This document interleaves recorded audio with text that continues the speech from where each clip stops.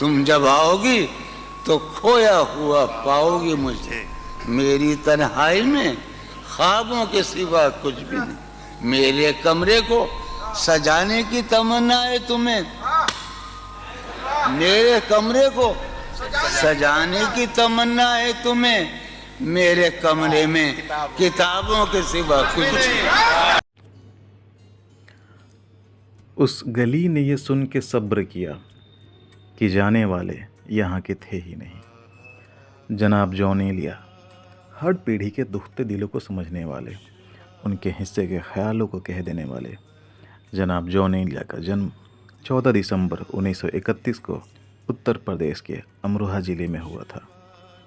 बंटवारे के बाद भले ही वो पाकिस्तान के हो गए, लेकिन उनके नगमे हिंदुस्तान के लोगों में भी सर चढ़कर बोलते रहे।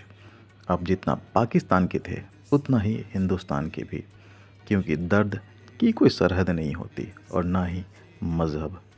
और जनाब जॉन एलिया को तो दर्द और तन्हाइयों के ज़िक्र में गज़ब की काबिलियत हासिल थी। माना जाता है कि वो किसी से बेहद मोहब्बत करते थे जो अधूरी रह गई। उस इंसान का जिक्र तो कभी वो करते नहीं, लेकिन बातों बातों में उनकी एक झलक ज़रूर दिखला जाते हैं।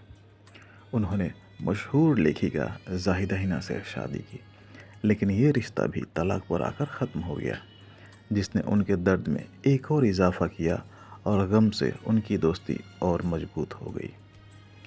वे समाज और दुनिया से ख़ुद को अलग थलग महसूस करते थे। उन्हें लगता था कि कोई उन्हें समझता नहीं, और शायद यही उनके अल्फाजों की ताकत बनी, क्योंकि जब लोग कुछ कह नहीं पाते तो लिख देते हैं।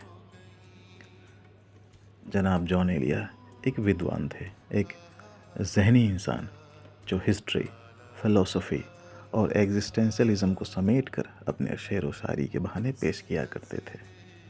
उन्हें अरबी, फ़ारसी, संस्कृत, अंग्रेज़ी और उर्दू ज़बान की ख़ासी पकड़ थी। उनकी शायरी में एक बागीपन था जो ख़ुद पर भी तंज कसने से बाज नहीं आते थे। अपनी ज़िंदगी के आखिरी दिनों में उन्होंने शराब और तन्हाइयों में डुबो दिया, और इस तरह हमारे दर्द को ज़ुबान देने वाले जॉन एलिया ने 8 नवंबर 2002 को इस दुनिया को अलविदा कह दिया। मैं जाते जाते उनके कुछ चंद अल्फाज जो मुझे बेहद पसंद हैं आपके सामने रखना चाहूँगा, तो इजाज़त दीजिए कि मैं भी बहुत अजीब हूँ, कि मैं भी बहुत अजीब हूँ, इतना अजीब हूँ कि ख़ुद को तबाह कर दिया और मलाल भी नहीं। अब मेरी कोई ज़िंदगी ही नहीं, अब मेरी कोई ज़िंदगी ही नहीं, अब भी तुम मेरी ज़िंदगी हो क्या? बहुत शुक्रिया।